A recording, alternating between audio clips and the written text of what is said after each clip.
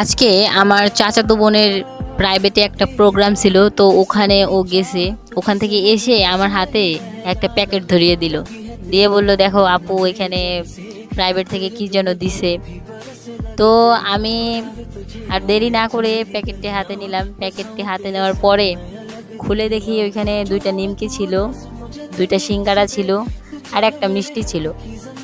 তো আমি দেখে ভাবলাম যে এটা এখন আমি কাকে দিব। বাড়িতে ঈদ যেহেতু, বাড়িতে আন্টিরা আসছে, অনেক মেহমান। আমরা চাচাতো আর ফুফাতো ভাই বোন মিলে প্রায় 10 জন ছিলাম। তো এখন আমি বুঝতেছি না যে একা একা এটা কিভাবে খাবো। তো তারপর আমি এটা উম, মাথায় হঠাৎ করে একটা বুদ্ধি চলে আসলো, আমি এটাকে ভেঙে টুকরো টুকরো করে দিলাম। দেওয়ার পরে এখন সবাইকে মানে দেওয়ার মতো উপযোগী হয়ে গেল।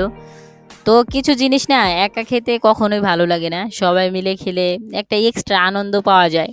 হোক সেটা ছোট, কিন্তু ভালো লাগছে খেতে। ভিডিওটা দেখার জন্য অনেক অনেক ধন্যবাদ।